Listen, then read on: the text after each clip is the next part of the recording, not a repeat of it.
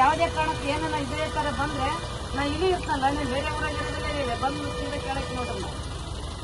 ಕೆಲಸ ಮಾಡ್ಬೇಕಂತ ಮನ್ಸಿದ್ರೆ ಮಾಡ್ರಿ, ಇಲ್ಲಾಂದ್ರೆ ಬೇರೆ ಬೇರೆ ಕಡೆಗೆ ಆರಾಮಾಗಿ ಹೋಗಿ ಡ್ಯೂಟಿ ಮಾಡ್ರಿ. ನಾವು ತರ್ತೀವಿ, ಬೇರೆ ಮಿನಿಸ್ಟ್ರಿ ಭೇಟಿಯಾಗ್ತೀನಿ ನಾನು, ಈ ವಿಷಯ ಮಿನಿಸ್ಟ್ರಿಗೆ ಹೇಳ್ತೀನಿ ನಾನು.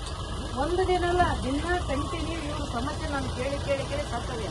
ಇವತ್ತು ನಾನು ಬಂದಿನಂದ್ರೆ ಅರ್ಥ ಮಾಡಿಕೇಳಿ, ಏನೋ ಅಧಿಕಾರಿಗಳಿಗೆ ತೊಂದರೆ ಕೊಡಬಾರ್ದು. ಪಾಪ ರೆಡಿ ಮಾಡ್ತಾರ. ಈಗ ಹೆಂಗ ಶಕ್ತಿ ಯೋಜನೆ ಬಸ್ಸಿಂದ ಅದು ಸಮಸ್ಯೆ ಅದ, ಪಾಪ ಏನ್ ಮಾಡ್ಬೇಕಂತ ನಿನ್ ಪರವಾಗಿದ್ರೆ. ಈಗ ಮಕ್ಕಳ ವಿದ್ಯಾಭ್ಯಾಸ ಮಾಡಿದ್ರೆ ರಿಸಲ್ಟ್ ಕಡಿಮೆ ಬಂದ್ರೆ ಅವಾಗ ಮತ್ತೆ ದೊಡ್ಡದಾಗಿ ಬರ್ತಾರೆ ಪೇಪರ್ ನಾವು, ಇಲ್ಲ ದೇವ್ರಿಗೆ ಹಿಂದಕ್ಕೆ ಬಿದ್ದದ ರಿಸಲ್ಟ್. ಆ ಮಕ್ಕಳು ಏನ್ ಮಾಡ್ಬೇಕು? ಯಾವುದೇ ಕಾರಣಕ್ಕೆ ಏನನ್ನ ಇದೇ ತರ ಬಂದ್ರೆ ನಾ ಇಲ್ಲಿ ಇರ್ತನಲ್ಲ, ನೀವು ಬೇರೆ ಊರಾಗಿರೋದಿಲ್ಲ, ಬಂದು ಸೀದಾ ಕೇಳಕ್ಕೆ ನೋಡ್ರಲ್ಲ. ಕೆಲಸ ಮಾಡ್ಬೇಕಂತ ಮನ್ಸಿದ್ರೆ ಮಾಡ್ರಿ, ಇಲ್ಲಾಂದ್ರೆ ಬೇರೆ ಬೇರೆ ಕಡೆಗೆ ಆರಾಮಾಗಿ ಹೋಗಿ ಡ್ಯೂಟಿ ಮಾಡ್ರಿ. ನಾವು ತರ್ತೀವಿ, ಬೇರೆ ಮಿನಿಸ್ಟ್ರಿ ಭೇಟಿಯಾಗ್ತೀನಿ ನಾನು, ಈ ವಿಷಯ ಮಿನಿಸ್ಟ್ರಿಗೆ ಹೇಳ್ತೀನಿ ನಾನು. ಒಂದು ದಿನ ಅಲ್ಲ, ದಿನ ಕಂಟಿನ್ಯೂ ಇವ್ರ ಸಮಸ್ಯೆ ನಾನು ಕೇಳಿ ಕೇಳಿ ಕೇಳಿ ಸಾಕ್ತದೆ. ಇವತ್ತು ನಾನು ಬಂದಿನಂದ್ರೆ ಅರ್ಥ ಮಾಡಿಕೇಳಿ, ಏನೋ ಅಧಿಕಾರಿಗಳಿಗೆ ತೊಂದರೆ ಕೊಡಬಾರ್ದು. ಪಾಪ ರೆಡಿ ಮಾಡ್ತಾರ.